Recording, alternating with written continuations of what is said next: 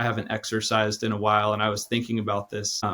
It's like I get out there and I was like, for a time, I'm not even able to see the beauty and the glory around me because I'm just feeling how much pain my body's in. I'm feeling how terrible I feel, how little I've exercised recently, how heavy my breath is coming, and how quick I go to think like, I hate this. Like, get me off this mountain. This sucks. Why did I come out here? Who dragged me out here? I'm not going to be your friend anymore. We're not going to go hiking. It's kind of like the Great Divorce, right? Where you could be this, you can imagine this person that is so, out of shape and just sort of sits on the couch all day, whatever, a couch potato, and is made to go hiking on the mountain, and how quickly they would recognize that as a place of utter torment and suffering. And they would curse the mountain and leave it and not want to come back. Like, I've lived that. I've been that guy. But what's amazing is that the more that you stay out on the mountain, if you imagine perhaps two guys like that go out together, and one of them turns away and says, I'm never coming back to the mountain, and the other decides to stay out there, what he would find is that he's rightly broken down. Like, he's rightly tormented and suffering in his experience of the mountain. But what happens is that every step, at a certain point, his legs begin to get stronger. His muscles begin to rebuild. Each step becomes easier. And he begins to see things around him he hadn't noticed before. He notices the birds, and he notices the trees. He notices the flowers. He notices how beautiful the surroundings are. And his breath comes in a little bit deeper and a little bit clearer and a little bit easier. And all of a sudden, this mountain that was a tool of torment becomes a gift of paradise. And it's like, I wouldn't rather be anywhere else but on this mountain, climbing up and hiking and being out in the wilderness, like Jack London. And so I think of that as a cool metaphor, thinking about the kingdom of heaven in a very similar, related way to how the Great Divorce uses this imagery of solidity to describe what is really real. Like, if you think about it, the mountain didn't change. It's the same exact mountain. But by my commitment to stay on the mountain, to continue to suffer meaningfully towards purpose, I actually become a different person. I actually become transformed. I become a person to whom hiking this mountain is within my capacity, and it's no longer a torment, but a gift. I become a hiker. It's like I'm a completely different creature just by climbing the same mountain.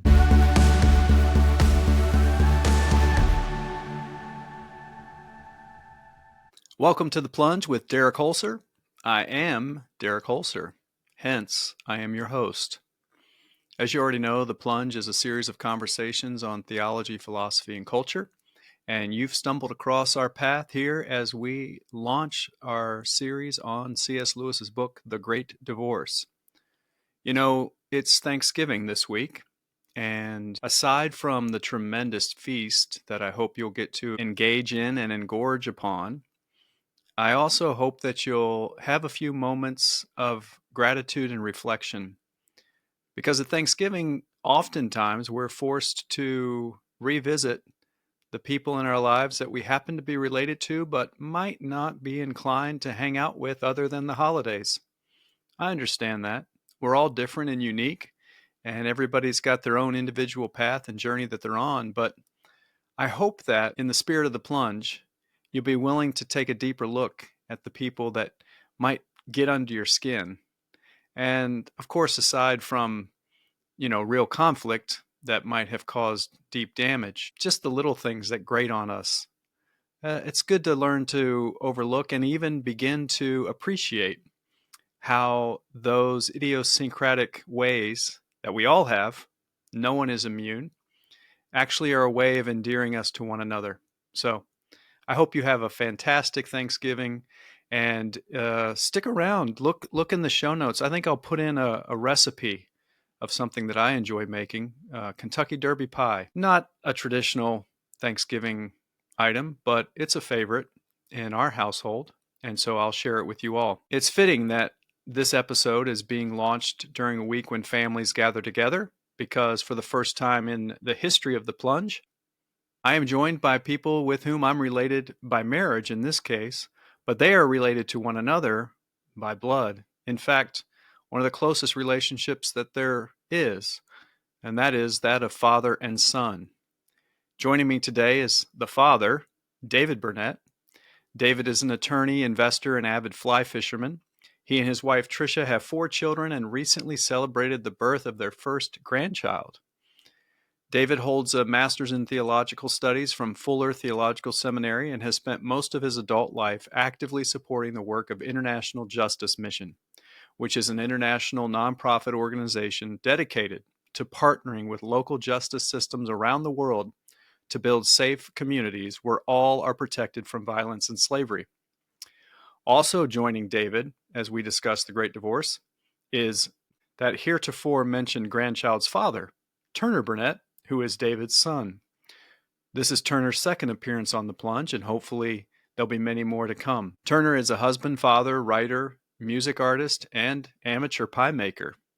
He spends most of his time daydreaming about seeing artists partner with God to create meaningful beauty that draws people into the kingdom of heaven. A Seattle native, Turner currently lives in Nashville, Tennessee, where he works at Sony Music in artist development. And his favorite color is blue. David and Turner are both deep thinkers and immensely talented men, and it's been a joy to be a part of their lives now, for me, 25 years. Stick around for the very end, where we have a little end credit scene that I think will make you giggle a little. I don't know. Do I want to give it away? No, I don't. You'll see. And if you don't want to listen to us talk, you can just fast forward to the last 2.5 minutes, where you'll get to hear the little special number that has been prepared for you of a uniquely talented young man named Turner Burnett. I'm grateful that David and Turner took the time to meet with me, and I'm thankful that I'm a part of their family. And now, won't you join me? Let's take the plunge.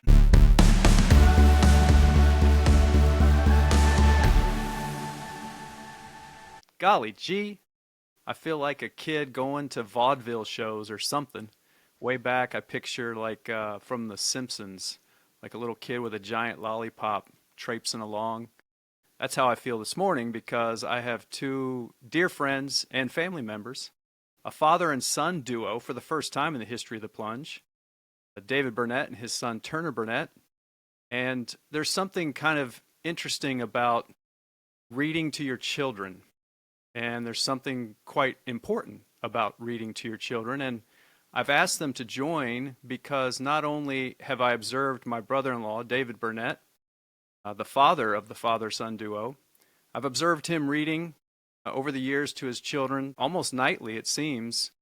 I admit I never was able to match his pace or consistency with my own children, but there seems to have forged quite a bond between you and your kids around that time, David. And also, I see it now carrying forward as Turner is an adult with his own family and sharing conversations around books, which brings us to this conversation about The Great Divorce by C.S. Lewis. But before that, I'd love for each of you to reflect on reading with Dad and Dad reading to his son. Well, thanks, Derek. This is definitely a pleasure to be joining you today. For a couple reasons. First, just because this podcast of yours has really become quite a treasure, and have enjoyed it a lot. And you have managed to attract some really fantastic minds, really knowledgeable people, Ron Dart and Jordan Wood and others. That this feels a little bit to me like a significant step backwards in the trajectory of your intellectual progress. But I like Broadcast has hit rough times. It's hit rough times, and we're here. Maybe the father-son thing, as long as we're breaking new ground, that's good. And then, of course, it's a pleasure to do this with Turner, because Turner and I talk about this kind of thing all the time. We have for years, and we still do. And we spend hours together talking, just about existential questions and theology and whatever. A lot of it spawned by our reading. You're right. About reading to all my kids, that was one of my favorite things about parenthood was bedtime stories, and we read a lot of books. Turner's sort of, I don't know, progress in sort of the things that he's interested in now can be traced back to, he would kind of come into my office and see a book on my shelf and, pull it off. What's this about? I'd tell him about it. We'd talk about it. He'd take it and go read it.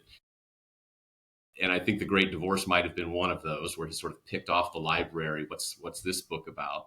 And then eventually he would ask me, Dad, have you read such and such? And eventually it got to the point where I was like, no, I actually haven't read that one. Let's read it together. So I think we read, we went through Dostoevsky that way. We tackled Steinbeck together. These are books I had actually never read. Turner suggested them. And now he's just continued on. And now the question is, Dad, have you read such and such? And I'm like, no, actually I haven't. And I don't think I'm gonna, because I can't keep up with you anymore. So really the student has passed the teacher, but it is true. These books have really been a foundation for so many of the terrific conversations that Turner and I have had over the years. That's beautiful. Thank you, David. And Turner, I'm curious, from your perspective as a little boy growing through to become a man, what was story time like with Papa? Well, I mean, first of all, it's just so, as you guys both said, it's so fun to be here with you, lollipop in hand, on our way to the vaudeville show, as you said, Uncle Derek. But this feels like a really cool continuation of, my dad mentioned that he and I have shared these types of conversations over the course of my life, and it is one of the highlights of our relationship. I love digging into deep questions together. And I think more important than even, I think as a little kid, you could go to dad sort of just wanting to find an answer. But I think one cool thing that I've noticed is I've become more impressed with the way that my dad asks questions than any answers he has. I think more importantly than giving me answers, he's informed the way that I ask questions. And I think more important than teaching me what to think, he's taught me how to think, and before how to think, how to imagine. And the imagination really finds its roots in those story times, I think. I think reading, this conversation is so cool in so many ways, because we're sitting here talking about C.S. Lewis and the Great Divorce. And C.S. Lewis was first introduced to me by my dad reading Narnia as a kid. And before I could even grasp the possibility of trying to approach the conversation from a theological or philosophical point of view, I was just taken up by the story and brought into the world that wasn't just a list of statements, but a whole participatory realm to enter into that affects the way that I see the world I live in every day. And so, when I come up against opposition, I'm coming up against a beast or a monster or the White Witch. And, I can walk through certain moments with Aslan and feel him with me, because I live in an enchanted world informed by those stories as a kid. And it's more than Lewis. It's, Tolkien and the Lord of the Rings universe and various other stories that we would read. And I just think that I'm so indebted to that, because before I had the chance to think about it or even know the value, I was just brought into it, that now I think the way I think because of that foundation. And so, Uncle Derek, I'd see you as a similar figure, where I just think there's something special about the conversations that the three of us share. And it's an honor and a joy to capture this particular one on camera. But it's the continuation of conversations long had unrecorded, and that will long continue, some recorded and some not. Appreciate that, Turner. And I do thank you both for being willing to go live, as it were, beyond the cloistered sofa in the corner of the house, but out on the main street. We'll see what happens. But as we dive into the big tent at this vaudeville show, I might juggle later on. But for now, Turner, you hit on something that strikes me with connection to this father-son dynamic and the imagination, and as you said, the words enchanted world, that you can literally become lost in as you're listening to the story unfold and then reading it for yourself. But I'm just curious for both of you, I'll start Turner and then David, what book can you recall in your memory that captivated you in such a way that you couldn't think about anything but that story and couldn't wait to return to that story, and what might that be and how to feel? Oh man. It's so hard to just pick one, because there have been so many. And I think as a kid, I already mentioned Narnia and the Lord of the Rings, I think would be some of the first. And whether it was those or others, I remember even at times going to sleep praying that I would have a dream, that I'd wake up in that world. I think towards middle school, I read the Harry Potter books, and it was a similar sort of thing. It's like I knew it wouldn't happen, but I was still waiting for an owl to bring my letter for Hogwarts and get to, and I think, good art does this, like movies. I remember watching Star Wars and just trying to make things move with the Force with my siblings. But yeah, and then, so I think I would say maybe figures that have done that would probably be most substantially Tolkien and Lewis, but recently George MacDonald, per your introduction. And yeah, there's so many, but those are a few. How about you, David? I was not a reader as a child. I wanted to be, but it was just hard. It was just hard for me to keep my attention on books. And so I'm a little bit of a disadvantage because by the time I started reading, I was an adult. And of course, by then, you become an adult and your imagination is just sort of atrophied sometimes. So I feel like I missed out a little bit on, when your imagination, it's so much easier to enter those worlds when you're a child. And I really wasn't reading then, but as I think about it, there was a book that really does stand out in this regard. So the first book I ever read, I should say the first book I ever completed, the first novel I ever finished was a book called Silver Fox. And I don't even remember who wrote it. And I think it was recommended in my like 6th grade weekly reader or something like that. And it was about a young boy who discovers this fox that's trapped in a steel trap, and there's blood in the snow, and he's got to figure out how to rescue it. And then he realizes there's this fur trader involved that wants the fox for its fur, and it has value. So he goes and he sells his most prized possession, which is this flute he bought, to get money to go to try to buy it, but then the guy won't sell it to him. And it captivated me. And I remember when I finished that book, in addition to feeling like I was just there in that story, what I remember most was just how proud I was of the fact that I finished the book. I remember holding that book and going, I did it. I read this whole book. And it made me go, I want to do that again.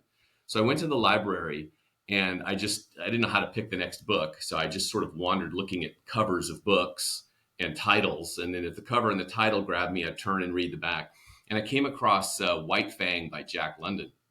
Sure. And I think all I thought was, well, I like that story about, the fox. It has the cover was a fox on the front. And this one's about a wolf. And there's a wolf on the front. And I read the back and it seemed interesting. So I picked up, as a young man, 12 years old, I think, picked up White Fang. And that was a significantly heavier lift because Silver Fox was like, it was a novel. It was a real book, but it was a short book. It was written for young adults, it was an easy read. White Fang is not a children's story. This is a grown-up book written real literature. And I think it took me 6 months to read that thing. And I don't know that I could even tell you, I couldn't go through the story with you, but I can remember so vividly being put into the wilderness. Like Jack London had this ability, like you're there and you are cold while you're reading it. You can feel the wind, you feel the warmth of the fire, you're hungry because Jack London did that better than anybody. And then sometime later after that, I picked up Call of the Wild, which is the same sort of thing.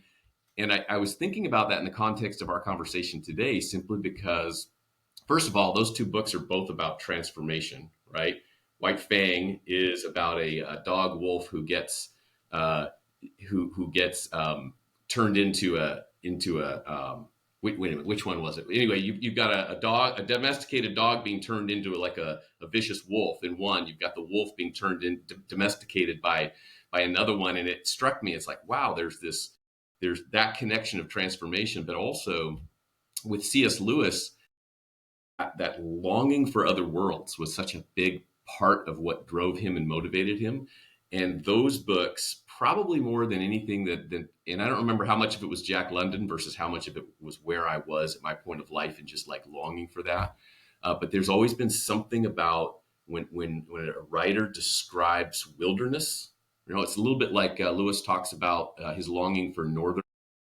He was really drawn to Norse mythology and the openness of the North. And I felt that. And so this question really draws me back to novels that I haven't really thought a lot about in a lot of years. But that longing to be in the wild, in the frontier, in the wilderness, in open spaces, survival in that context. Those are some of the motifs that when I was a young person, and still to this day, like just set my imagination adrift. Like I can imagine myself there. It's not a very appealing place, and yet it kind of triggers that sense of like there's something there that I long for at the same time. So those were those are probably the stories that, and there's others I could name that I've read as an adult, but looking back to the first time I sort of felt that, I would say White Fang and Call of the Wild. That's so That's cool. beautiful. It's awesome. Yeah. And as we both know, Turner, that is a deep component of your father's makeup. I mean, David, you're constantly out on the water if you can get out there. So And up in the mountains. Yeah, Yeah. that's true. Yeah. Well, and while you were sharing, I pulled it up real quick. It looks like Silver Fox was written by Marlene Shire. So Okay. that should trigger those memories even more Yeah. for you. I have no idea what else she wrote, but that I'll always be indebted to, what did you say her name was? Marlene Shire. Marlene, I am indebted to you forever. Thank you, Marlene. That was published in 1975, if anyone wants to pick it up. Original title, The Blood in the Snow. Okay. Yeah. Always out there in the wilderness with yourself, David. Gosh, I think so often about, and I'm jumping a little bit because both of you referenced the same enchantment, and David, you referenced it in terms of not experiencing it too much because you didn't read when you were younger as much. And I'm curious if you all have any speculative concepts around the idea of why it is that the imagination dissipates from one of great, vivid, almost like you can be in both worlds simultaneously as a child without any issue, to the sense of wonder being gone as we age. And I don't know if you guys have anything to add to that other than the old tropes that we've all heard or cliches about being mature and responsible. But yeah, I'm curious about that. Not something I've spent a lot of time thinking about, so I've got probably mostly tropes for you. But it does, that's obviously a very real thing. But it feels like I'm imagining it as kind of like a lot of things of great value. It's a fragile thing, right? And like many fragile, beautiful, valuable things, it's going to, if it's a living thing, it has to be cultivated. If it's otherwise, even if it's not a living thing, it has to be protected. And you mentioned maturity and responsibility. I think some of the weight of the world, and responsibility and the anxiety that comes, it's like a weight that gets kind of overlaid atop that sense of wonder and enchantment and curiosity, and just kind of crushes it or something along that's what I imagine is happening to it. And the good news, I think, with that is that if we recognize that, maybe there's ways that we can resuscitate it. Maybe there's ways that if we can first, and I think G.K. Chesterton was one of the first people I read who really put their finger on what you're describing, Derek. And he's one who managed, I don't know if he ever lost it, maybe he didn't, but he was one that as a full adult, he was always full of wonder and curiosity and that kind of joy that comes with it. And so I think the first step he would say is to recognize that how important it is, to realize that this is something that's important. And then once you've recognized that, you can get to cultivating it and resuscitating it. So that's my off the top of my head thought on that. Yeah, that's awesome. I think there's a couple of, and again, I've had seasons of lost imagination and finding it and cultivating it again. I think that's a very, very important insight, that things that grow need to be cultivated, and the imagination is a living thing and it can be cultivated. I think of characteristics that you could describe the imaginative state as a child. Like when I remember it and think about it, would be a certain level of presence and unhurriedness, a certain ability to just be in the moment and not be like longing for the past or waiting for the future, but to just be in the infinite possibility of now. And then I think another characteristic would be openness. And so I think as you get older, the world gets disenchanted as your view of it becomes informed by a lot of outside voices that tell you, hey kid, this is just the way things are. And I think that ironically, when you stop to say this is the way things are, you begin to open up and see the way things really are, which is much more wonderful and beautiful and good.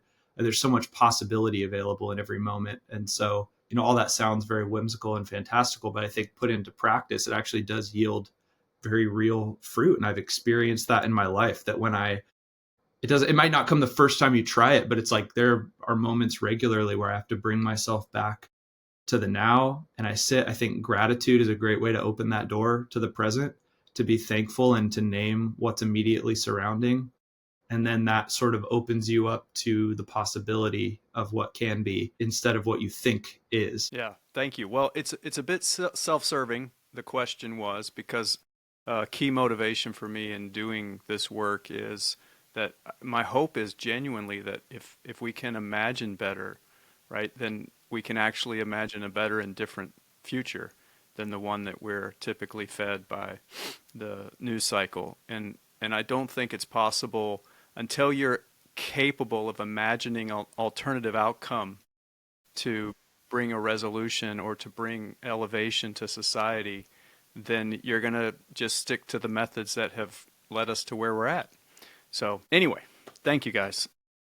You mentioned Narnia, Turner, and I'm just curious if you guys have a favorite C.S. Lewis book other than The Great Divorce, of course, before we jump into that one. Well, I would say that it's been The Great Divorce for a long time for me, because it was just because of the moment of significance that it provided in my life, where I'd been thinking propositionally about certain concepts related to my faith and my relationship with my faith, that this book sort of was the first punch through that ceiling. It broke open the walls and sort of broke down some structures that I didn't really even know were built up, and kind of showed how flimsily they'd been built up, and started giving me, again, it's like similar to what I was saying about my dad, not necessarily new answers, but a new way to ask questions and imagine in a way that it was different than I'd thought. So I've even gone further maybe in some ways than the sorts of answers that Lewis kind of provides in The Great Divorce. But I think I'm so refreshed every time I read this book because of how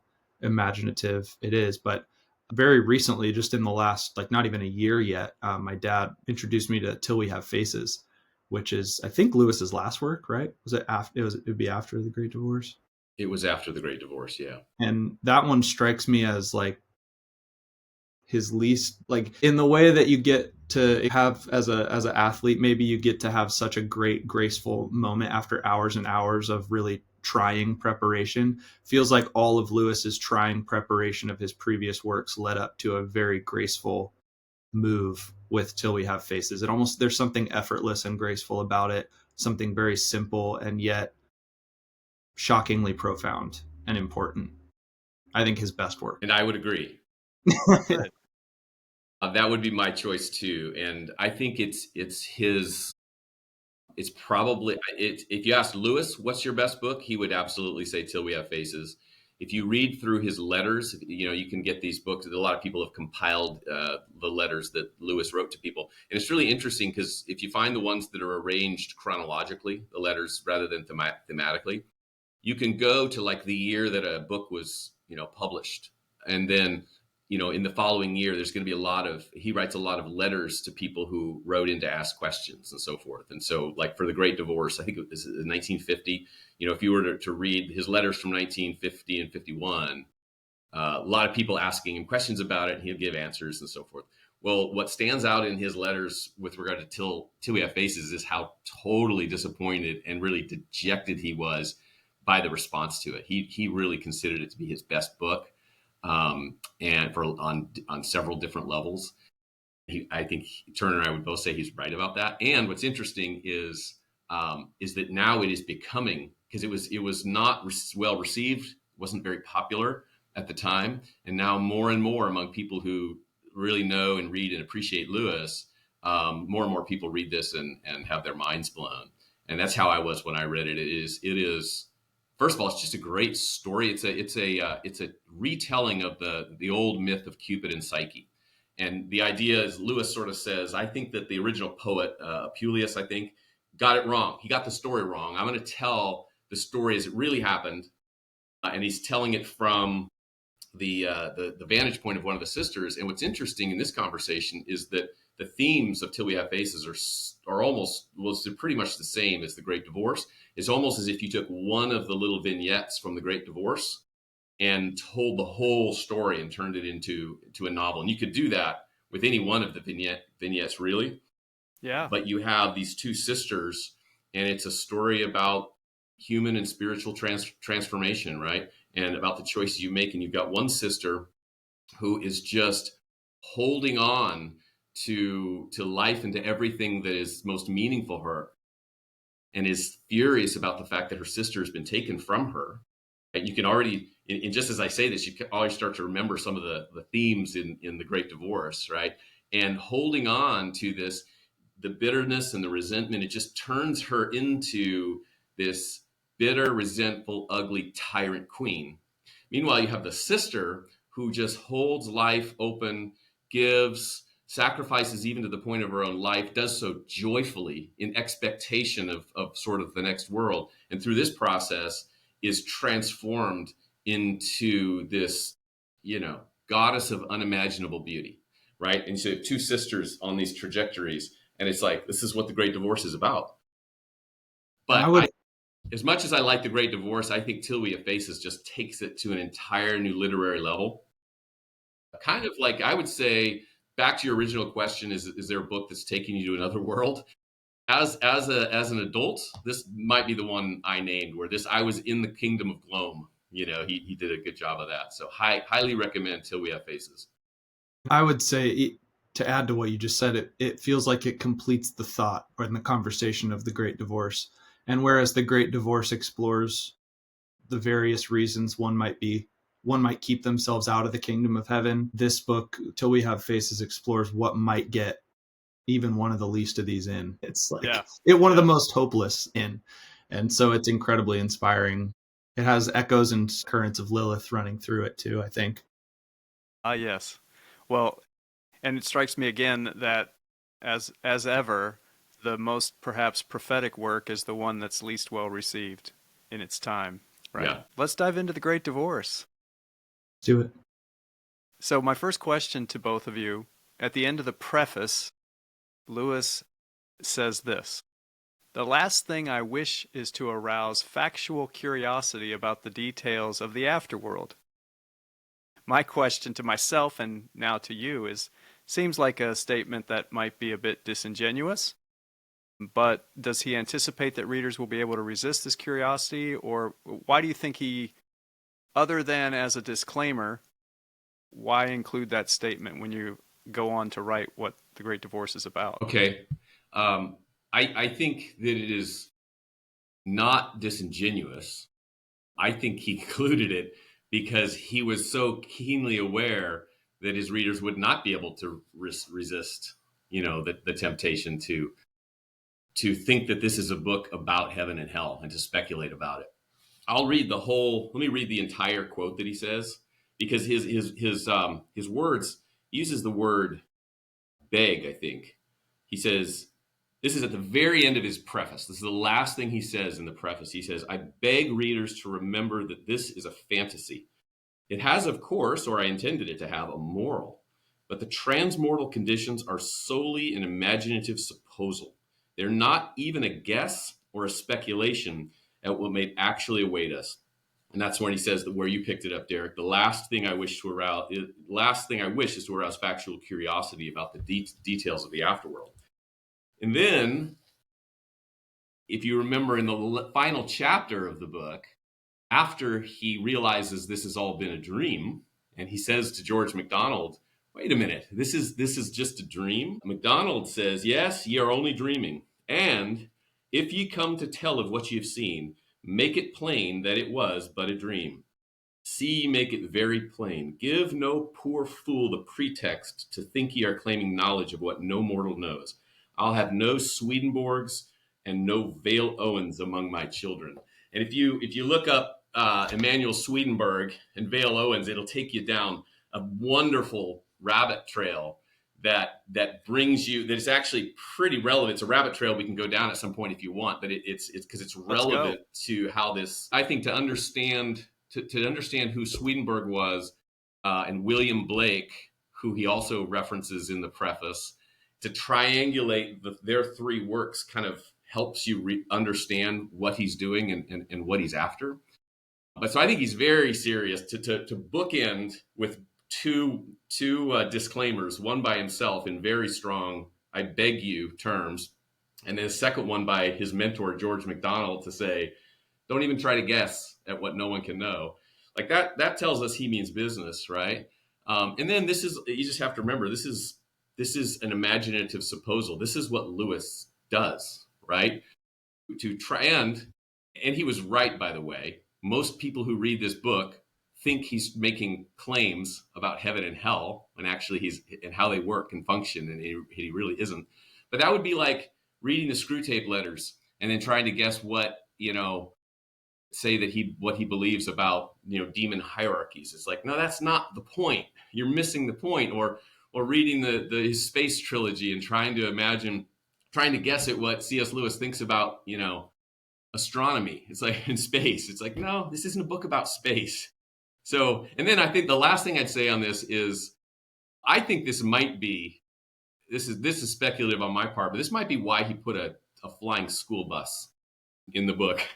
It's like, if you want, It's like, why in the world is there a flying school bus bringing people out of the gray town up there, other than to say, listen, if you're not convinced yet, this is fantasy. I am not trying to describe purgatory or heaven or hell or anything else. This is a book about anthropology, not eschatology.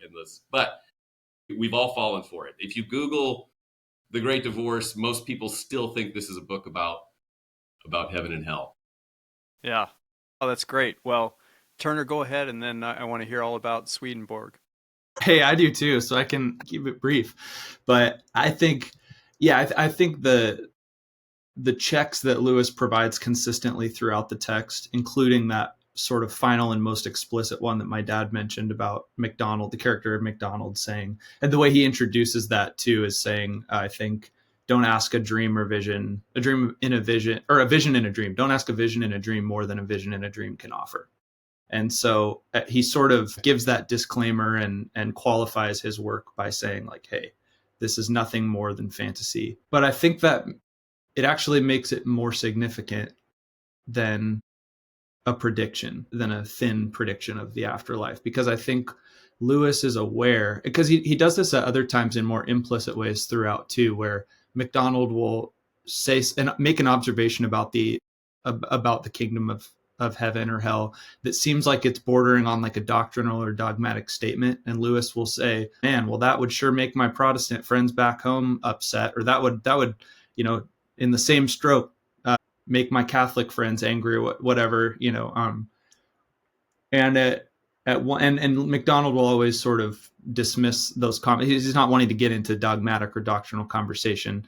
I think it's when there's the little vignette story of the mother who wants to see her son, and Lewis sort of reflects on that. Like, are you telling me that the defective motherly love for her son would be, more deserving of hell basically than someone's little problem with lust or addiction or whatever?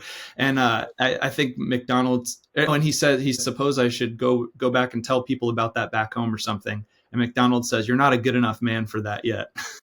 Once you've suffered, then you can talk to mothers who are grieving the loss of their son. And I think that was another sort of implicit warning against those who are just wanting to jump into these theoretic conceptual conversations, to say that, hey, these are very real lived experiences. We're making observations about reality. We're not just theorizing here. And especially in the criticisms of the guy who's just sort of an intellectual that has to get back for his talk on theories of the atonement, and the artist who just wants to paint for the sake of painting, and they're more interested in the things they have to say about God than being in relationship with God himself. Lewis is constantly sort of giving these checks throughout the book that, hey, this book should not be taken as a theory or a factual claim. I think what this, and the picture that this brings to mind of the tension he's talking about here, is that there's always the opportunity with conversations of theology to use theology as either a floor or a ceiling. And there are those who sort of construct these structures around them and put up a ceiling and go, okay, this is what's safe, this is what's in, that's what's out, that's what's not safe. Now we stay in this bubble and that will keep us safe. We live within these borders. And I think that that's a it's a cheapening of the theology. You know, I think that theology as a floor, as a foundation, because it provides a foundation for us to live up into reality. And I think that what good art, what a good icon does is symbolize a thing and point you to the thing that's greater than itself. But you should never stop at the icon. You should never stop at the image. You should always look through it to the thing that it's pointing to, which is greater than itself. And so I think what Lewis does is provide perhaps a good foundation for us to live up into the reality of the kingdom of heaven. But it shouldn't be treated as a ceiling or a border not to cross, but a place to begin imagining and living, actually living from. I think even of Jesus talking about, not to go on too long, but I think of Jesus even talking about the foundation that one would build a house on. And it's all about the foundation. It's not really about the integrity of the build of the house. It'd be better to have a shack that's built on a rock than a mansion that gets swept away from the sand. Right. Yeah. David, can you hear me? Yeah. There we go. Tell us about Swedenborg. Yeah. So I'm not an expert on we aren't either. C.S. Lewis, let alone William Blake or Emmanuel Swedenborg. But and anybody can Google Swedenborg, and in 30 minutes you'll know as much as I do. But the context is really interesting. So Emmanuel Swedenborg was a 18th century scientist and theologian. I think probably amateur theologian would be put him in the right context, which is probably where C.S. Lewis would kind of put himself. But he claimed to have he was a mystic also, and he claimed to have a mystical experience where Jesus appeared to him, and he would have these episodes of if automatic writing, if you're familiar with that, where he would go into a trance, and then he would write in Latin, and he would write these theological treatises that his followers came to believe were inspired, because after all, he wrote it in a trance. But he also claimed to have had this mystical experience where Jesus gave him the ability to travel back and forth between earth and heaven and earth and hell.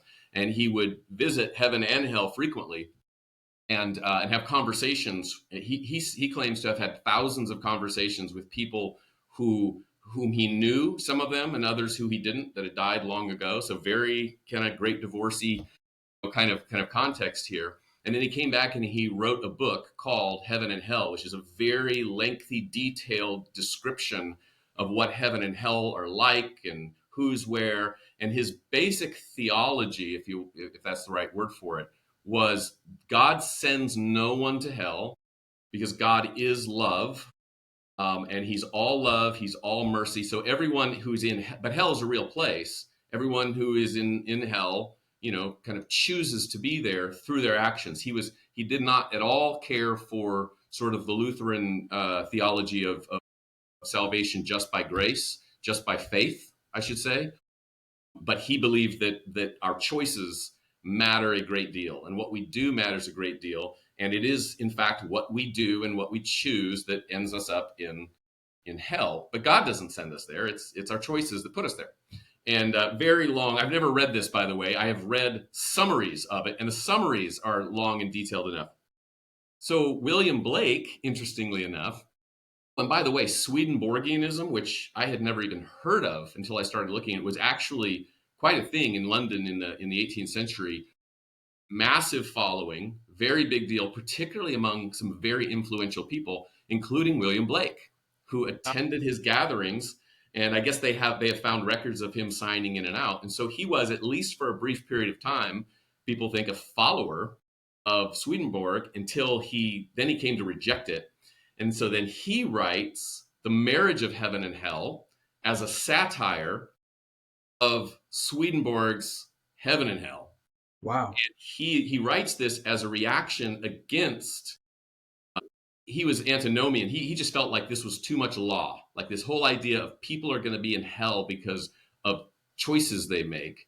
William Blake did not like that idea at all. So he kind of tried to marry heaven and hell in a vision where you weren't going to go to one or the other. It was like heaven and hell are like, light and dark, or like cold and warm. It's like different sides of the same coin. And so he presents, and it's interesting. By the way, I haven't read The Marriage of Heaven and Hell either. I've read about it. It's a lot of the great works, Dante's Divine Comedy. I'll never read that, but I've read about it. Turner's going to read. Turner's going to read it. I know, or Halfway is. through it right now. Yeah. But in C.S. Lewis's preface to The Great Divorce, he starts off by saying that I'm responding to William Blake's Marriage of Heaven and Hell. He says, if William Blake wrote of the marriage of heaven and hell, I'm writing of the divorce, is how he starts off his preface. So The Great Divorce is a response to a response, which is really interesting to triangulate it that way. But I think, and even Lewis says in his preface, he kind of disclaims it and says, I'm not really even sure what William Blake was trying to say, but a lot of people have been trying over a lot of time to marry heaven and hell. And I'm here to say, that they don't go together. And then this is the story of how that goes down. So I don't think he is responding to William Blake, like rejecting it and siding with Swedenborg, nor is he rejecting both. I think he's just sort of saying, a lot of people are trying to speculate about how how you can have your cake and eat it too, or not. And so this is my contribution to the conversation. And rather than trying to describe how heaven and hell work, he takes a completely different tack and turns it back to the people, back to the anthropology of it. And this is where it gets into some of the issues of like, is hell a place at all, or is it a state of mind? Well, Right. and this is where he's getting into this about some of these concepts of, for people who won't let go of their resentments, won't let go of their and who end up in hell, they will find out they've always been there. What did he say? Help me with this. I think he said, "Earth, in the end of all things, Earth will not be seen as a particular location at all, right? But rather, for those who are in hell, that's just where they've always been. Similarly, for those who choose heaven over earth, earth will not be a specific place they were been, but they'll just have been in heaven all along. And what he's doing something with our imagination and getting us to stop seeing heaven and hell as places in time and space, right? But rather like, no, as a human being, you are where you are and you are where you will always be. And if where you are is heaven or whether it's hell, it will be completely dependent on what kind of human, if you're a true human being or not. So anyway, that's a pretty long rabbit trail, and there's plenty more little side rabbit trails you could go down for anybody who's interested in Swedenborg. But to me, you just got this like brief little mention of William Blake in the preface, but there's a lot behind that, and what was sort of stirring Lewis's imagination to write this. Thank you. Yeah. Very, very much. That's really good context. I didn't know any of that. It's really cool. Yeah. Swedenborgianism, also known as the New Church, according to Wikipedia, looks like there's probably connection to a guy that made some hay where we used to live, David, in Virginia Beach, Edgar Cayce. Really? Who? I don't know if you recall Edgar Cayce. No. But he did a lot of automatic writing as well. Okay, so the church, I don't think Swedenborg actually founded that church. I think it was founded by his followers after he died. But it was is it called the New Jerusalem Church? The New Church. The New Church. Yeah. And it was from what I've seen, a pretty big deal in the 18th century, or maybe into the 19th century after he died. Yeah, it looks like it carried on into the 19th century, and that connects to a future series we'll be doing here on the life of Owen Barfield, who was in the Inklings group and was influenced by Rudolf Steiner, who would have had similar conceptions perhaps to Swedenborg, but certainly in some eclectic and unique theories about reality. Okay, let's go Great Divorce now. The rest of the time, the first question I have, and I'm asking everyone on the series these two questions. Some of the questions differ, but these two questions, I'm kind of taking a poll to see how people respond. And the first one is there a scene in that book that fills you with great sorrow? And if so, which one it is? And the compendium question to that is a scene that fills you with great hope. And so I'd love for you to share both of them in alternate turns. Turner, go ahead. I think the scene that fills me with the most sorrow would be the woman, Sarah Smith, I think is her name. At the end? at the end, entering as, Yeah, quite you a know, parade. having been far along in the journey of theosis and deified into a saintly or goddess-like saint, and with her whole procession, and comes to greet the lowly ghost Frank, who is paired with his mask figure, false self, the tragedian, who you just can't even believe that this wonderful, glorious woman would be directing her attention towards. And that part is really moving to me every time. It's a really difficult passage to read through. It feels very real. And I think that it's the only time, to my knowledge, that Lewis really shows the completion of the, I don't know what you would call it, like the completion of the course for one of the ghosts who would be embracing hell, so that their true self completely disappears and the false self is completed, it is left alone. I don't think he does that with any of the other ghosts. It'll just be that they went back to the bus to return to the town, but it's like there's still kind of that hope they could come back.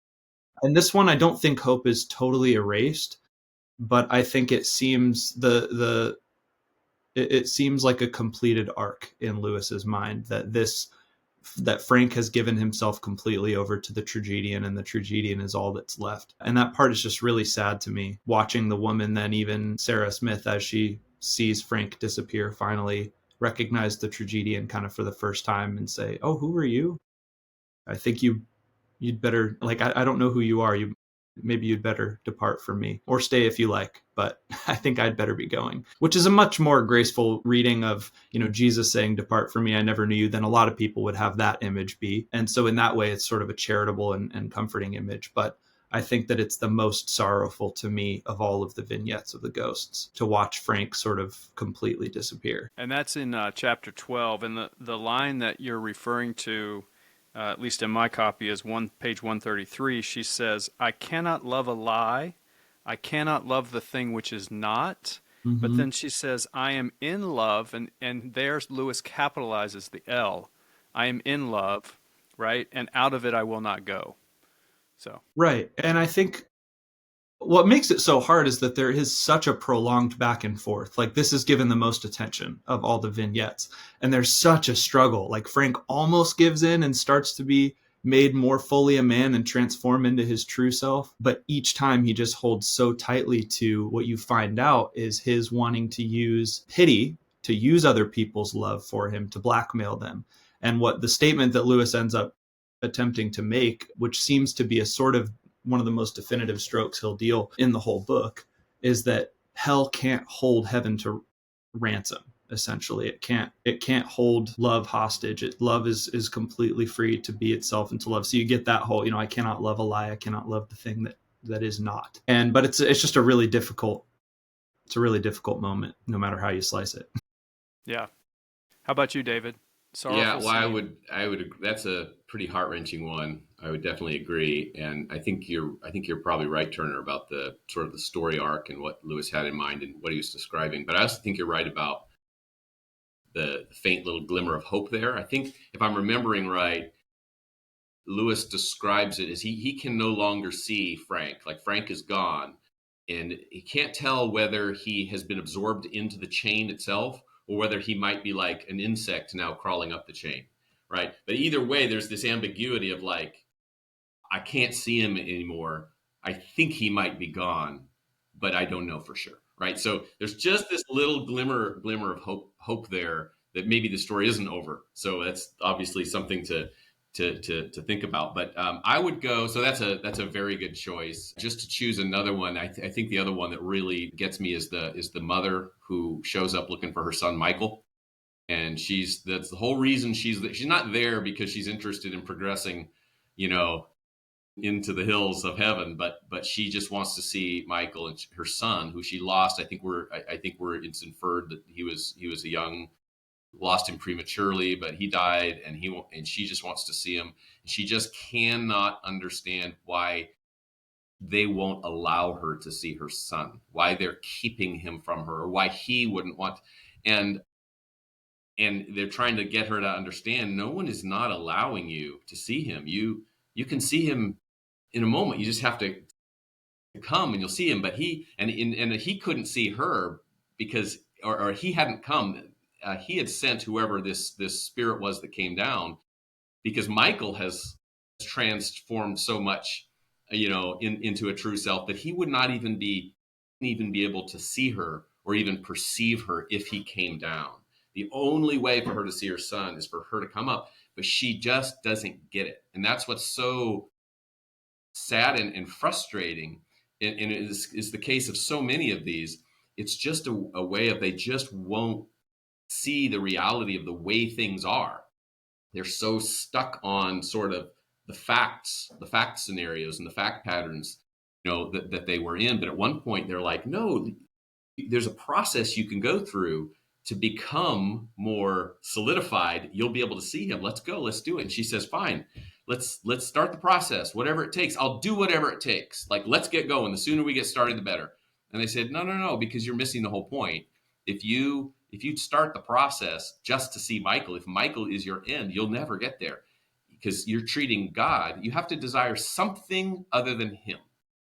Right. Just even the germ of a desire for God is what it is. But as long as you're using God as a means to get to Michael, you'll never get there. You have to have just a germ of a desire for God, for himself, and that will begin sort of this process of becoming real. And she just won't see it. She just thinks that you're bringing religious stuff to her or whatever. At the end, what really made me sad, I think sad and frustrated, is when she says, I don't believe in a God who would keep a mother from her son, because God is love, right? And it's interesting because she speaks true, right? Yes, God is love. And then yet how many times does that true sentiment act as the thing that will keep us, like that's what's stopping her mind from seeing things as they were. I just, because she doesn't understand love.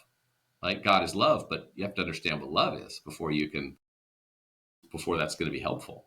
So I would Turner, yours is probably sadder than mine, but they're both really pretty sad.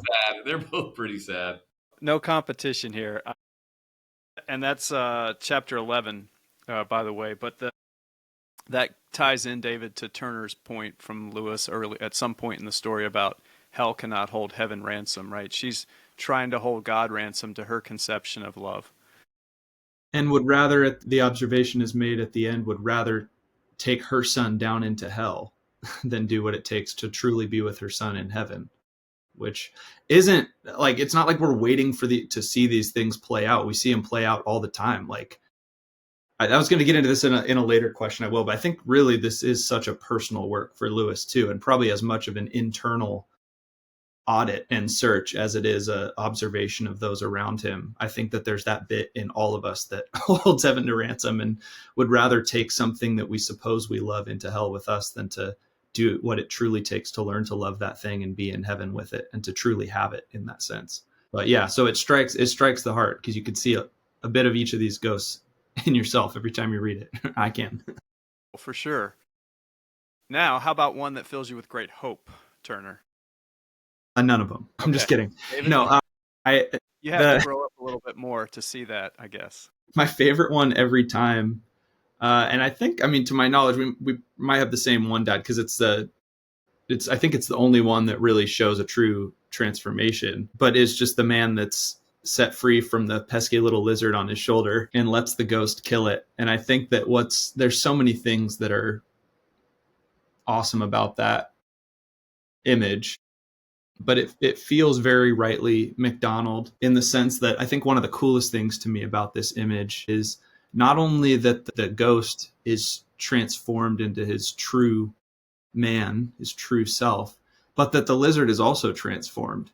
And you've got this little creature that represents, it's not explicitly named, but I'm sure an addictive tendency or a temptation. I think most probably lust, which is whispering into the man's ear, telling him that they should get out of there, and he's been bad before, but he'll be good this time, and he'll let the man live in these fantasies and that he would desire. And there's a really brilliant struggle where the angel comes and asks if he can kill the lizard and burn it. And the ghost thinks that if he lets the angel do that it'll kill him too. And in a sense, he's right on both accounts. It will kill him and it will kill the lizard. But what's so brilliant about that is that as he finally gives in a very victorious moment. The lizard dies and is sort of wrenched off his shoulder and cast to the floor, burning. But then as the man is transformed, so also does that little lizard creature, which had symbolized the pesky, incessant temptation, also transforms into a horse of unmatched beauty, a steed that the new man gets to ride up into the mountains. And that picture of, I think what's so cool is that if you look at that lizard, I think you could use lust as the example. Like lust, like we've observed in these types of conversations, and I know through your Lilith podcast series, like evil doesn't even own its own existence or substance. It's a parasitic existence. It's just a rebellion against or a distortion of the good.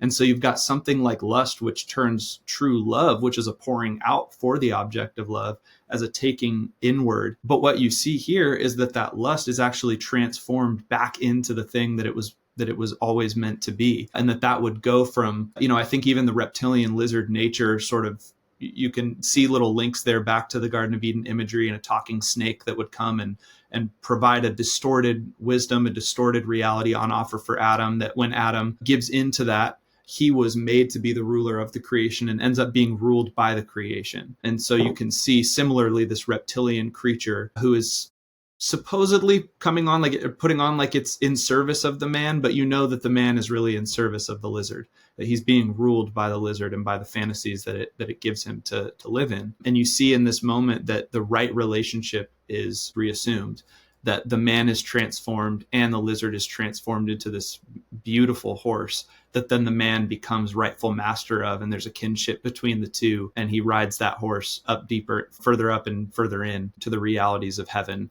And that picture is just stunning to me, like brought me so much inspiration and fills me with hope every time I read it. Because it reminds me of that McDonald quote that I probably won't get right, but you'll know right away, Uncle Derek. But that evil, what is it? What's that awesome quote about evil? Only good where evil was is evil dead. Yeah. Well, that's good. I would, as you predicted, Turner, I would choose the same one. In part, as you point out, it's the only vignette that really does have a significant feature of hope built into it, but also because it's the counterpart to the one that I had suggested before about the woman with her son Michael. If you remember, so both of them are in chapter 11. Lewis is watching this dialogue play out between this bereaved, desperate mother and the spirit. And MacDonald actually pulls her away from that, but he doesn't get to watch that conclude. MacDonald pulls her away and says, "Oh, but look," and shows her this. So this is Lewis's way of just saying, "Hey, reader, these two go together." And then later, MacDonald actually explains, because Lewis, the character of Lewis in the novel, is confused by, it's like, how could it be you've got this mother who the thing keeping her out of heaven is love for her son, right? Like, wait, like that's good, right? Mothers are supposed to love her son, and not only does she love it, but her sin is that she has an excess of love. Like that doesn't make sense. And MacDonald replies and says, "Excess of love, did you say? There was no excess. There was defect. She loved her son too little, not too much. That kind is sometimes perfectly ready to plunge the soul they say they love in endless misery, if only they can still in some fashion possess it. Oh no, you must draw a different lesson. You must ask if the risen body, even of the appetite, is as grand a horse as ye saw," referring to the little lizard that had died and then once it was resurrected, transformed into the horse you were describing, Turner. "If the risen body, even of the appetite, is as grand as the horse ye saw, what would the risen body of maternal love or friendship be?" And he draws this, Lewis explains elsewhere this comparison where he says the different sort of desires come in different forms. There's high desires and there's base desires. And something like lust, when it gets corrupted is lust. But no one ever, he said, no, what did he say? He said something about, I wish I could find it. Turner, do you remember the quote about demons are not made from fallen fleas. They're made from fallen archangels, is what he said. And in the same way, this wonderful, so yeah, lust is a very base instinct, and the love of a mother for her child is very great. But that just means when it's corrupted and when it's possessed and when it's tried to be owned, it becomes something far worse than that little lizard on the shoulder could ever be. But since this is a question about hope, the great hope comes in that even for this mother who seems to be willing to at least flirt with the idea of going through this process, what she has, this defective love, can be transformed into something far more wonderful than the stallion we got to see ride off. So it's really interesting. It's important to keep those two little vignettes tied together and to see that a defective love, a mother's love for the child as a counterpart to lust, right? Which is this very base thing, is just a fascinating, only Lewis. Well, maybe not only Lewis. MacDonald could do it, but But Lewis does it so darn well. he does. Yes, good old Clive. So now we're going to ask a question, sort of application to our lived existence and personal experience. Lewis portrays the real or the substantive elements as being the things of heaven, right? He talks about the blades of grass and the weight of the raindrops and these different things. And I think he's on to something there with that metaphor, but I'm curious your thoughts first on that as an illustration, and then secondly, in your own lives, how would you incorporate that worldview? Dad, do you want to go? Sure. Yeah, I like the way he portrays it as far as the real. You know, I the way I was raised, thinking about when I was raised, people talked a lot about becoming Christ-like. You remember the book In His Steps, right? Where they had the question of like, what would Jesus do? And everybody even wore bracelets for a little while. It was this kind of Christian book that swept through the church in the 80s, and everyone was like, what would Jesus do? And it was all about becoming Christ-like, right? And which is great. That's a really important part of Christianity, but it was always presented in this terms of doing the things that Christ would do or behaving the way Christ would behave, which is right, but if you approach it in a certain way, it turns Christianity into something that's primarily about behavior modification, right? How can I do better? It turns Scripture into an ethics manual, right? And it turns the primary goal of Christianity into behaving properly. That is completely foreign. Like, there's no place for that in what Lewis is presenting here, right? Lewis presents this land where everything is real, right? Like the grass is real, whatever. But these ghosts, the problem isn't that they haven't behaved well. The problem is that they're not real. The problem is that they haven't been substantiated. Their feet are not substantial enough to walk on it. And so in terms of like answering your question, Derek, about the practical import of this, is it causes my mind to go from how can I behave better to how can I become more of myself? It's not like, yes, I want to be Christ-like. I want to do the things that Jesus did. But the way to do that isn't necessarily to be more like Jesus. It's actually in Christ to become more of me, to become real David. There's this old story. I don't know the names and things. I might get the names wrong, so I'll make them up. But it's an old story about a Jewish rabbi from hundreds of years ago who was on his deathbed, and his disciples are all gathered around him. And at the moment of death, he begins to weep, and his disciples are like, "Master, why are you weeping? You were as wise as Moses. You were as hospitable as Abraham. You're about to go to your reward, and you are going to be judged favorably. Like, why are you weeping?" And he says, "Oh, I'm not worried about that. If I'm asked, why were you not more like Moses, or why were you not more like Abraham? I have an answer for that." He goes, "But what if they ask me, Rabbi Zoshia, why weren't you more like Rabbi Zoshia?" He goes, "I don't know what I'll say." Right? And it's this idea of like, we're not being asked to be more like this person or that person or behave like that. It's like, you want to be, Derek, your goal is to be truly Derek, right? And it goes back to the false self and the true self that you were referring to earlier, Turner, and the stuff that Thomas Merton's written so much about. And that's really like so much about what this book is about. And I think that's what Lewis is getting at with this concept of presenting the real, right? There's a point where I think Lewis says to McDonald something about, I'm blanking. Go ahead. I'm gonna think about what it is while you go, Turner.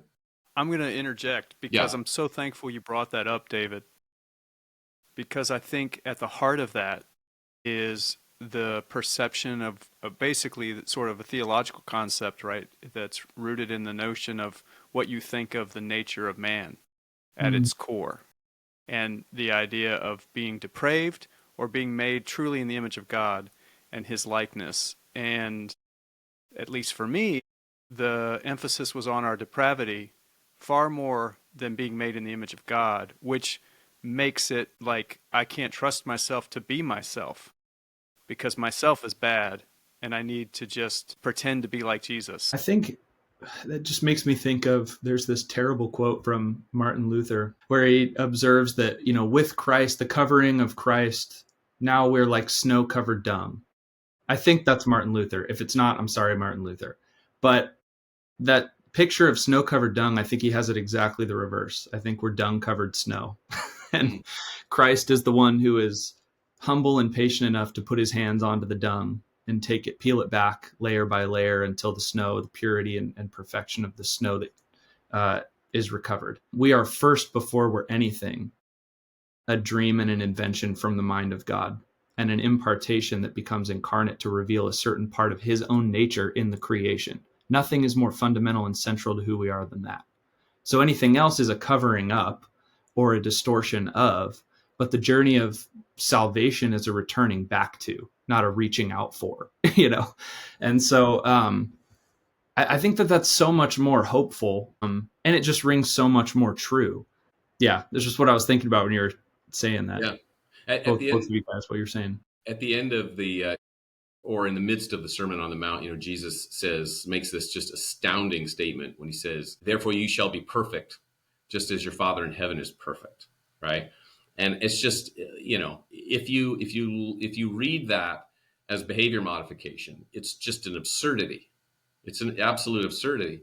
So the Greek word there is teleoi, for perfect, that's translated as perfect, is teleoi. Turner and I were just talking about this recently, that doesn't mean blameless, right? There's no connection with blameless there. It means fully grown. It means fully matured. It means fully having become the thing that you were intended to be. And now all of a sudden, when Jesus says, therefore, this is in the Sermon on the Mount, right? And he says, therefore you shall be fully grown, fully developed, fully mature, just like your Father, right? Now all of a sudden, not only is it not absurd at all, it's incredibly hopeful, but it completely changes the way you read the rest of it, right? Because if you read it as blameless, as behavior modification, then all this stuff that Jesus is talking about plucking out your eye and cutting off your hand, like this it turns the Sermon on the Mount into an ethics manual, right? Which is an absurdity. It's impossible. And good luck with that. You're going to be a very frustrated human being. But if this is not an ethics model, but it's actually a sermon about human transformation and how to become a different kind of person, and actually a mature, fully grown person who is fully what God intended you to be, if that's what the sermon is about, it's like all of a sudden it's like, wow, that's a completely different sermon than the one that I was taught about in Sunday school.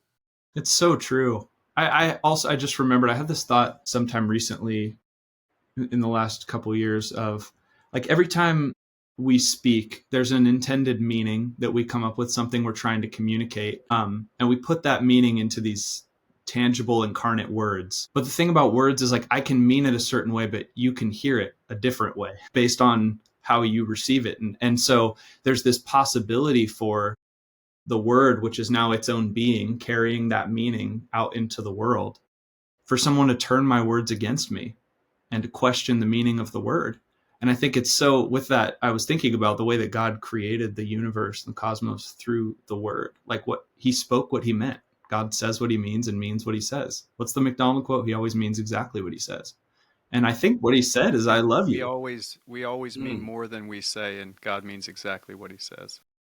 I love that. And I think what he said, what he is saying, and what he will keep on saying forever is, I love you. But there's a way like even sometimes when my wife says that to me, but then I can question, like, where's this coming from? Is there an ulterior like, that's what the serpent did in the garden. And if we are those words, it's like, if we're conscious of being a word that was spoken, could we come to even lose touch with our own meaning and question what we mean when God spoke us? It's like, I think that there's this observation to be made about the fall that, it's like God could say to the enemy, like, you've used my words against me. You've turned my words against me. Like, you've taken the word that I spoke truly and have distorted it and shifted it. But I think the hope there is that, like, we're words on our way back to finding out what we really mean. Like, what did he mean when he spoke? And I think that there's that I love you. And the more that we come into contact with that, the more we'll become truly the word that was spoken. A metaphor, to kind of more practically, a metaphor I think of that I think you guys have both, we've talked about this before, but that plays back to the Great Divorce imagery, is like, I really enjoy hiking, but I'm not like a super awesome hiker. I don't just get out there at first and like just immediately feel awesome about being out there on the mountain. And there was a time recently visiting back to Seattle where there's amazing mountains you can hike, where it's like, I haven't exercised in a while. And I was thinking about this. It's like, I get out there and I just, like, for a time, I'm not even able to see the beauty and the glory around me because I'm just feeling how much pain my body's in. I'm feeling how terrible I feel, how little I've exercised recently, how heavy my breath is coming, and how quick I go to think, like, I hate this. Like, get me off this mountain. This sucks. Why did I come out here? Who dragged me out here? I'm not going to be your friend anymore. We're not going to go hiking. I started to think about that as an image of, when we've become, it's kind of like the Great Divorce, right? Where you can imagine this person that is so, out of shape and just sort of sits on the couch all day, whatever, a couch potato, and is made to go hiking on the mountain, and how quickly they would recognize that as a place of utter torment and suffering. And they would curse the mountain and leave it and not want to come back. Like, I've lived that. I've been that guy. But what's amazing is that the more that you stay out on the mountain, if you imagine perhaps two guys like that go out together, and one of them turns away and says, I'm never coming back to the mountain, and the other decides to stay out there, what he would find is that he's rightly broken down. Like, he's rightly tormented and suffering in his experience of the mountain. But what happens is that every step, at a certain point, his legs begin to get stronger. His muscles begin to rebuild. Each step becomes easier. And he begins to see things around him he hadn't noticed before. He notices the birds, and he notices the trees. He notices the flowers. He notices how beautiful the surroundings are. And his breath comes in a little bit deeper and a little bit clearer and a little bit easier. And all of a sudden, this mountain that was a tool of torment becomes a gift of paradise. And it's like, I wouldn't rather be anywhere else but on this mountain, climbing up and hiking and being out in the wilderness, like Jack London. And so I think of that as a cool metaphor, thinking about the kingdom of heaven in a very similar, related way to how the Great Divorce uses this imagery of solidity to describe what is really real. Like, if you think about it, the mountain didn't change. It's the same exact mountain. But by my commitment to stay on the mountain, to continue to suffer meaningfully towards purpose, I actually become a different person. I actually become transformed. I become a person to whom hiking this mountain is within my capacity, and it's no longer a torment, but a gift. I become a hiker. It's like I'm a completely different creature just by climbing the same mountain. Yeah. Awesome. Turner, I love that metaphor. And especially your point about the fact that the mountain didn't change at all. And for one person, the mountain is hell, and for another person is heaven, and it's the same mountain. That is exactly what this book is about, right? That's you've almost found a metaphor that's better than what Lewis came up originally, and it's related to the idea he brings up about how heaven works backwards. Do you remember how it will work backwards to redeem even our suffering, right? Yeah. So I've got friends who have been training to climb Mount Rainier coming up there, and their efforts have been foiled twice. They still haven't made it, but what they have done is like trained so hard, right? And they've invited me to come and do their trainings with them. Oh, we're gonna, go up, Mount Side, this weekend. You want to come with us? And I don't go because I know that it's going to be hell, right? And I'm not training for Mount Rainier, but they are, and what they're going to experience and have already to some degree, I'm sure, is that when they're in the midst of the training process, it's brutal, right? It's searing lungs, throbbing legs, pain. If there was a flu virus that caused you to feel the way you feel when you're going up and down Mount Si with 40 pounds on your back training, you would get inoculated every time. You would avoid it with everything. And you would ask that question, nothing could be worth this. But when you get on top of Mount Rainier, above the clouds, and you've achieved the summit, it works backwards to redeem that suffering. And now even the pain, even the worst of the pain becomes a glory, is the way Lewis put it. So good. And this is how you can see what he's seeing of like that person finds that they were always in heaven. They were always in a way on the mountaintop because the whole story is good at that point. And hell kind of works the opposite way. It will cause even the things that were good, in life, it will corrupt them like a love of a mother for her son until the point where it's all bad. So Turner, I love that metaphor. I think it really paints the picture very well and in a very condensed fashion. It's great. Yeah. Thank you, Turner. And that connects personally. Anytime you're out, Turner, if you want to connect with my oldest, she'll take you up that mountain so fast you won't know what hit you. Sounds great. I go 3 to 4 times every summer. We go hiking. And, Awesome. what's interesting, and this connects to everything you're saying and also a conversation I was having with my son yesterday about the nature of conditioning. Mm. And that's what you're describing. And in my own life, and we all have this in something that we are excited about doing, right? So maybe it's a great contrast here would be with David and fishing. David loves to fish. And all the preparation to do the fishing for him is a light and momentary affliction for the joy set before him of being on the water. For me, it's a ridiculous extended, what you're sitting there tying these strings together for hours. Right? So that contrast is all about the posture of the person. Whereas, like fitness training, it's never even crossed my mind that I wouldn't engage in it because I'm so conditioned to do it. And the same goes for my daughter scaling the mountains. She'll bound up there, just, 3,000 feet elevation gain, nothing but switchbacks, and think nothing of it. So anyway. Amazing. Yeah, we're amazing. It's true. Okay. Just got time for 3 more questions? Let's do it. Go. All right. Awesome. So I want to play amateur theologian with you. And in chapter 6, Lewis observes a ghost trying to take an apple back to hell. And of course, we've already encountered how heavy a leaf was earlier in the story because of it being something of heaven. So it's real and it's therefore incredibly heavy. There's an angel in the waterfall. My speculation is maybe it's a theophany, an appearance of Christ. This angel's voice is described quite unlike any other voice he had heard. It was thunderous yet liquid. And the voice says, and also the angel stood like one crucified and poured himself perpetually down toward the forest with loud joy. So maybe it's not a big leap to say that maybe this is Christ. But the voice says, to put it down, there is no room for it in hell. And my question is, how are we to advance if the things of heaven cannot enter hell and change it from within? I'm just curious about if I'm misreading the whole scene, if I'm taking it too seriously. But as you both know, that's a very big core concept for me. And so I'm curious your thoughts on it. Turner, you want to take a crack at that? Yeah, I'll take a big old crack at it. Uncle Derek, I think I really appreciate your question. And I think that this challenge to the scene of reconciling that with even what we see in scripture of Jesus himself entering hell. Right. So if this is a theophany, is the one telling him that he can't take the apple into hell is the very one that has himself descended there.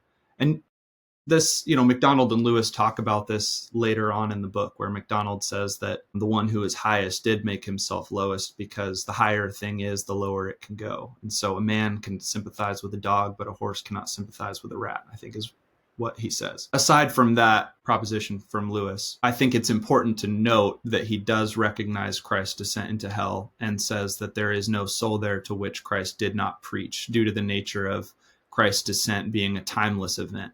It has happened, it is happening, and it will continue to happen outside of time. There are none of those who Christ has not reached, and nowhere that he is not, as we see in Scripture. This question challenged me as I was thinking about it. I think this is a little bit of a different observation or claim. And I think if we as I unpacked the image, it brought forth various layers of meaning that were a little bit different. We meet this particular ghost who was trying to take the apple back down into hell. We meet him earlier on the omnibus on the journey up. And he hasn't specified an apple yet, but his purpose in taking this holiday up to heaven is to find something that is natural to that land and to bring it back down into hell, to bring something of substance and value. Like, he's got an awareness that the things of heaven are more substantive and more real. And what he notices about the gray town of hell is that while you can sort of think anything and have anything, that mode of possessing and creating doesn't really yield any significant fulfillment. Like, it leaves you hungry, it leaves you wanting. So he wants to take something that is native to heaven and bring it down into hell so that there would be a real sense of desire to have something real down there. I want to bring something real. And then possibly it would bring the people together and it would unify them. And because of having something of real value and real substance, the people would come together and we could create an economy based on possessing something real. And it's almost like a Tower of Babel kind of thing, where it's like you're unifying the people based on a structure which is trying to reach up and take something.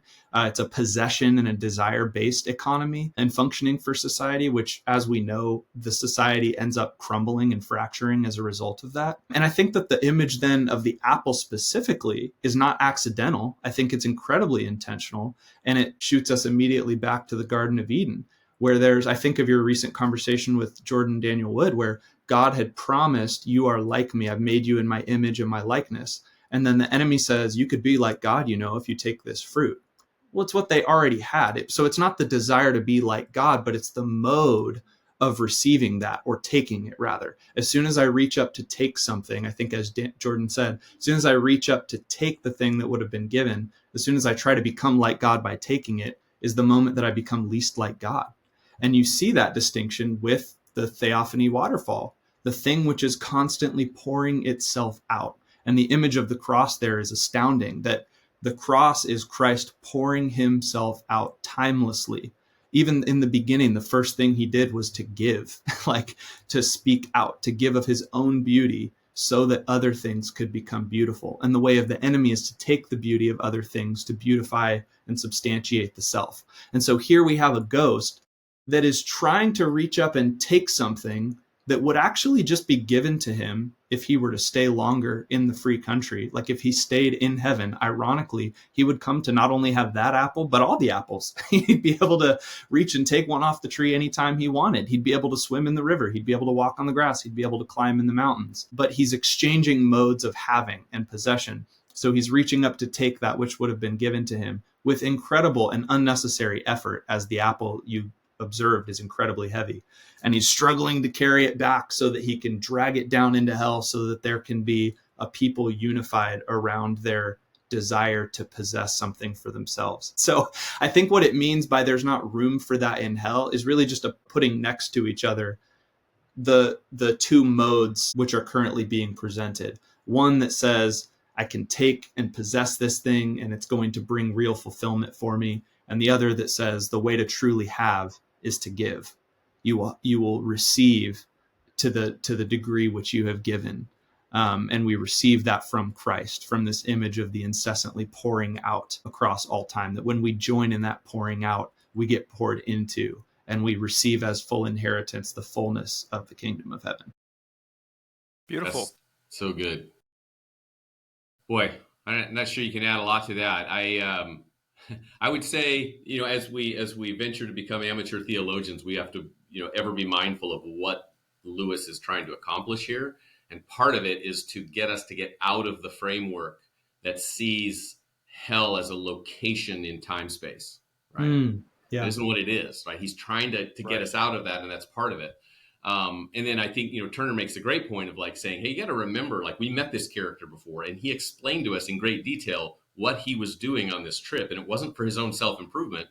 he wanted to start a business in hell, and he needed something real to sell to create demand. Like we already heard about that, right? And so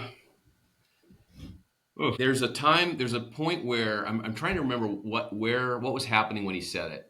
But Lewis says, at one point Lewis says, so it's true, heaven and hell are just a state of mind. Do you remember that? And McDonald rebukes him like pretty harshly. He's like, hush, right?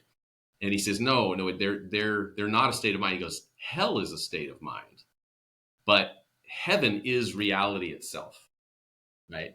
And so that's a pretty important distinction there. And then he says the whole difficulty with hell is that with perceiving hell is that it is so nearly nothing.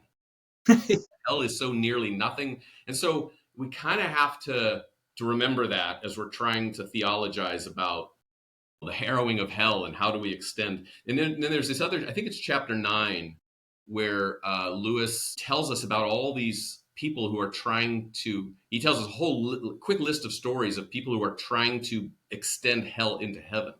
And I think that's an important part of it too. We've got to understand, like, by trying to come up to heaven to get a real thing, to bring it back down to hell and start a business, what this guy is really trying to do is he's kind of trying to extend hell up into heaven. He's trying to incorporate heaven down into hell. And that's something that is just never going to work. So I really don't think Lewis is intending at all to make a point that would be connected with, sort of like preaching to lost souls in hell. The other episode that's connected to this, remember, is it Sarah Smith, who's the bright spirit, whose husband is with the chain and stuff? Remember, there's a conversation about how she cannot go after him. She wouldn't fit in hell either.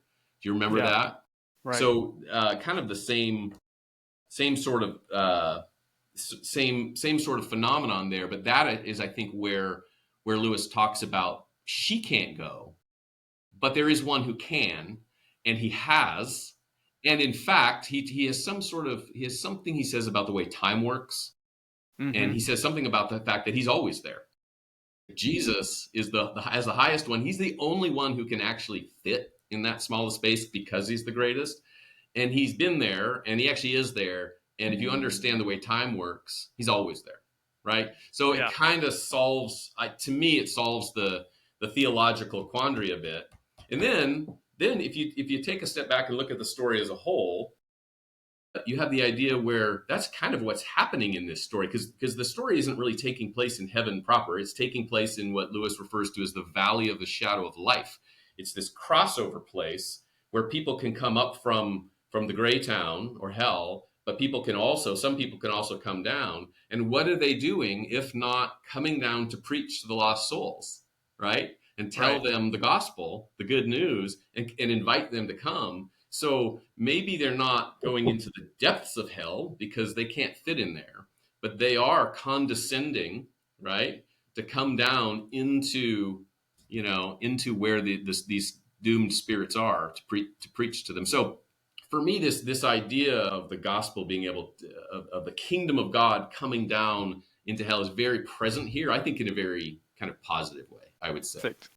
I appreciate it. Thank you guys for humoring me and for enlightening me, and hopefully by extension a few other people who get to enjoy hearing from you. And I looked it up, David. It was page 70, so chapter 9 is that whole conversation about heaven and hell, and heaven being the only thing that's real. Okay. My just 2 questions left. Man, this is fun. That went fast. I hope for you. It did for me. I'm curious if any of the characters or scenes in The Great Divorce, in your estimation, appear to be inspired by the parables or any other stories in works of literature that you're familiar with. Dad?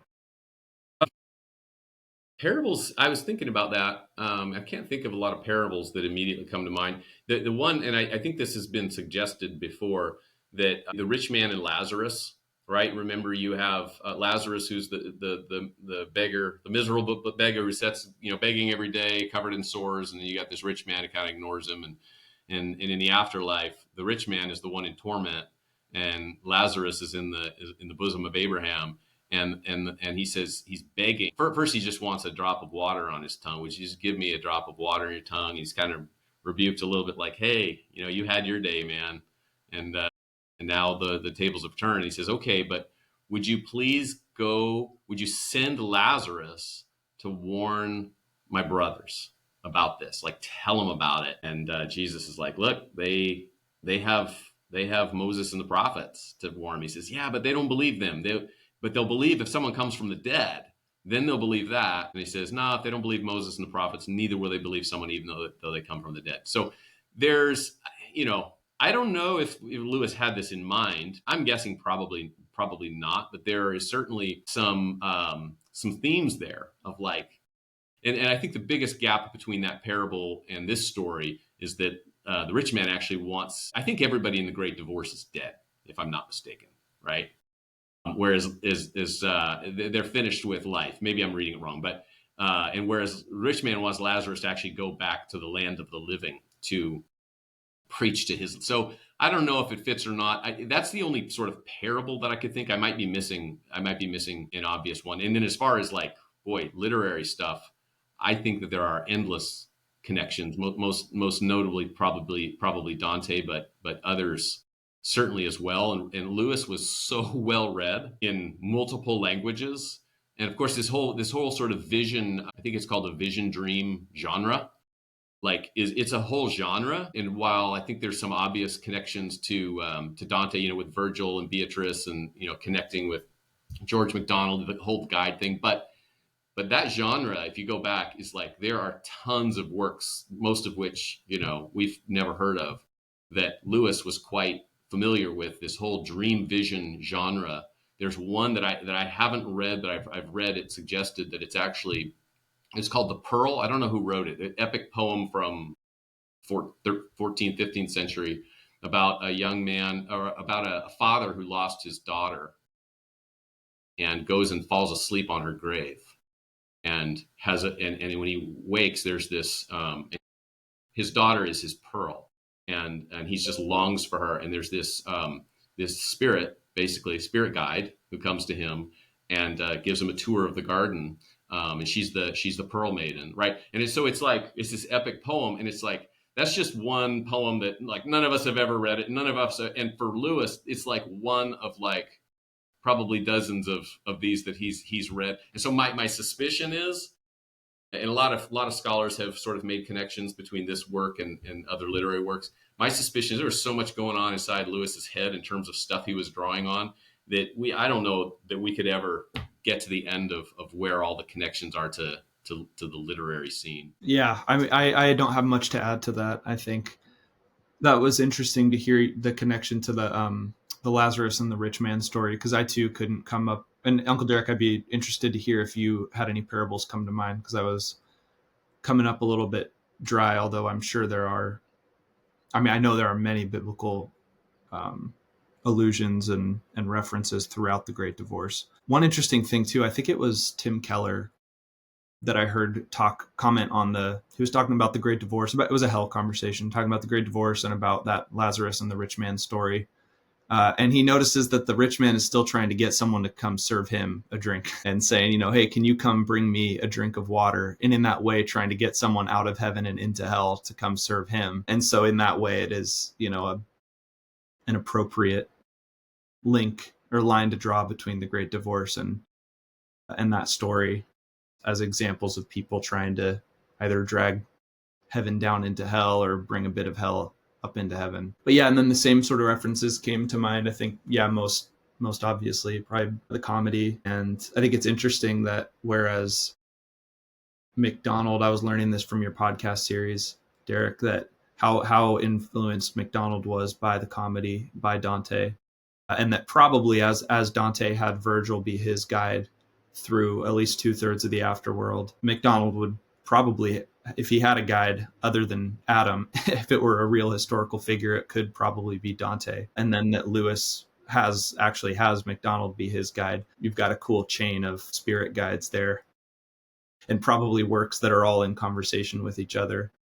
With that George MacDonald reference brought in too, I think what the previous question that we talked about these these two modes of having that are and possessing that are on hand, one that reaches up to take and to have for itself, and one that gives and has an open hand and then can truly receive everything freely, reminds me of Lilith, who has her hand so tightly grasped around we don't know what, but I love the answer that it was nothing, and that she's so tightly grasping to the nothing that she believes to be her false self. She's grasping her delusion. She's grasping what she's made. Yeah, the delusion of who she's made herself out to be, of who she's made God out to be, of who she's made the world out to be. And that hand has to be cut off for her to really enter into the reality of redemption and of glory. And I think that it's either at the end of the Great Divorce or in the preface that Lewis says that to those who would give up something like a hand or an eye to enter into the kingdom, they would find that they've really lost nothing in the end and have only gained everything. And so I thought that that was a good connection. I love reading Lilith and the Great Divorce in conversation with one another. And I think they bring out strengths in each other. Thank you. And thank you for your tacit approval of my structuring of these two series. As a consequence, the one account that occurs to me, and probably to each of you and anyone else, that is the most synonymous with the characters and the accounts in the Great Divorce would be Jesus with the rich young ruler, and each of them encountering some manner in which they have to let go of things that aren't real but seem unbelievably real and the most important things in their lives. Yeah. A word to the wise for all of us there. Last question. Does the Great Divorce still matter? And why should it continue to be read in the future if it does? Go ahead, Turner. I do think it matters. And I think going back to the first things that we talked about, it matters least as a prediction of factual realities of heaven and hell. I think it matters most as an imaginal framework that we can utilize to meaningfully live our current lives towards the kingdom of heaven. The power of this book in my life is that as I read it, like I said before, I recognized each of the ghosts in myself, and I was convicted by that, and I was spurred on towards hope to the land, the real land of heaven that's available to me. It gave me an imaginal framework to see this, just like any good art does, like we were saying earlier, it provides a lens to view reality through. And so this isn't a proposition for what reality looks like, but it's a lens to view reality through. And so when I look at the framework of this text, then I think of I was thinking about this. I think of the end of the book where that super confusing scene that goes over my head every time, where MacDonald shows Lewis basically the chessboard, that all the things he's been watching play out in time. And been in the present story happening with these ghosts, he now sees from an outside perspective, looking over this silver table like a chessboard with these large figures standing around the board that sort of represent the timeless figures of those ghosts that he's been relating with. And then on the chessboard, he sees each of the ghost-like figures that he's familiar with that are sort of representatives of these larger ominous figures standing around the table. And as those figures are standing still, these chess piece-like figures are moving around, sort of acting out the timeless activities of those ghosts. And so he's sort of seeing from outside. This is Lewis's best attempt at seeing outside of time what he has been seeing within time, to see sort of the timeless reality of those ghosts and those figures. And I think in a way that's what we have in this book. Like, we have the book, which exists within its own time frame, and we can sort of read the book and lay it out as a set of figures that are moving and that have certain moves available to them. And I think that just like you could look at a chessboard and say, all right, these are the moves available to you. It's like you can look at this book and go, okay, these are the moves available to me. And I can look within myself and go, in this situation, like, how am I feeling like I want to move? And then can I reference the framework of that table to say, actually, I think this is a better move. And I practically use it as that all the time, like in a moment with, probably most immediately with family members, with my wife or with siblings or then with friends, or at work, where it's like, I'm in a situation where I feel something coming on and then I recognize, oh, that's that ghost in me. Now, these are the moves available. I can move deeper in and I'll have to give something up, but I know what happens at the end of that story because I've seen it play out on the board that Lewis provided. Or I can reject it, but I know what happens there too, and I actually don't really want that. And so I think that in that way, the book sort of gives a very useful, practical, imaginal framework to adopt right here and right now in this life to move in a certain direction. Using it as that has been very useful and powerful in my life, for sure. Thank you so much, David. Yeah, I agree. It's still worth reading. I think in part because this is just an example of Lewis doing what Lewis does best, right? Which is taking profound theological, existential, human principles and sort of smuggling them into our imagination in the form of this imaginative supposal, right? I mean, when you want to, I mean, what's he really writing about? He's writing about theosis. He's writing about deification, right? Okay, well, if I were to sit down and write a theological treatise on that, okay, if it's going to be read at all, which it would be read very critically, right? And it wouldn't leave much of a mark. Or I could write an allegory, right, where I sit down very carefully and say, okay, this means that, and I'm going to have a character that represents this, and this is something we haven't talked much about, yet, because it's a whole different thing. But that is not what, like, this is not an allegory. None of Lewis's works are actually allegories, and they get mistaken for them all the time. And you have to kind of get into studying and into reading some of Lewis's writing about writing to really believe it and understand it and go, no, he didn't sit down, with Narnia. He didn't sit down and go, okay, I want to tell a story about Christianity to children, okay, and then map it out. Okay, I need someone to represent Christ. Oh, I'll have a line. It didn't happen that way at all. It didn't start off. There was nothing Christian about it to begin with. That he says that element, he says, barged itself in of its own accord. He was just telling a story. And this is another example of that, of like, we got flying school buses and ghosts and, talking waterfalls and whatever. You just got this imaginative thing that just causes everybody's defenses, in a sense, to go down as they just freely enter this world. In the meantime, really, this really profound principle is being sort of smuggled in, and we're sort of forced to reckon with it and contemplate it in a way that we just wouldn't be willing otherwise. And for Lewis, that was like what I referred to as theosis and deification. He just called transformation, which I think is a much better word because it's way more approachable. But for Lewis, transformation is not like a thing that Christianity offers. It's the whole thing. Like that's it. And at the end, probably the last third of Mere Christianity, he goes back to it again and again and again. And I'm going to read just real quickly, if it's okay. This is just the first short paragraph of chapter 8 in Mere Christianity. And he's recapping, because he's already talked about this a bunch, but he's recapping. And he says, in the previous chapter, we were considering the Christian idea of putting on Christ, or first dressing up as a son of God, in order that you may finally become a real son. What I want to make clear is that this is not one among many jobs a Christian has to do, and it is not a sort of special exercise for the top class. It is the whole of Christianity. Christianity offers nothing else at all, and I should like to point out how it differs from ordinary ideas of morality and being good. And what I would say, like, that's an incredibly important paragraph in my mind, to say that those are pretty strong words. Christianity offers nothing else other than this kind of transformation. And now in the Great Divorce, we have this imaginative supposal story that takes that concept and sort of smuggles it in undercover in a way that people delight in thinking about transformation, where otherwise. That's so good. So good. Thank you both. It's such a joy because you're both real, astute, and insightful, and I know everybody's going to enjoy it.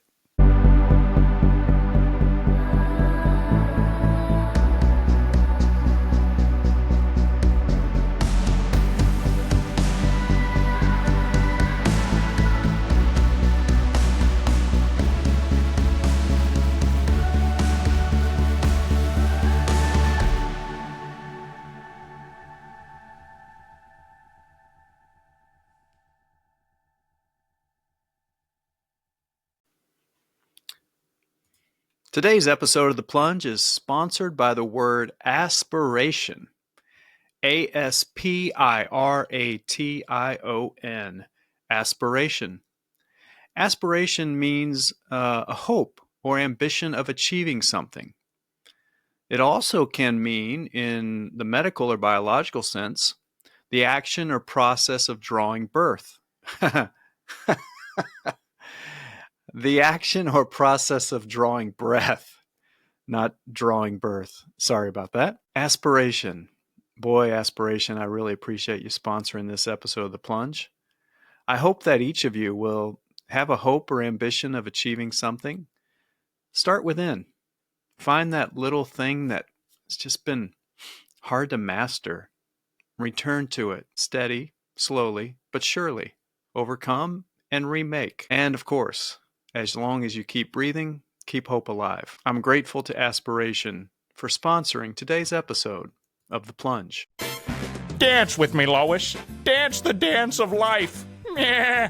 Ooh, let me have some of that Cool Whip. We can't have pie without Cool Whip. Good thinking, Isma. What do you say, Cusco? Gary Teasdale! Who are you calling Pinhead?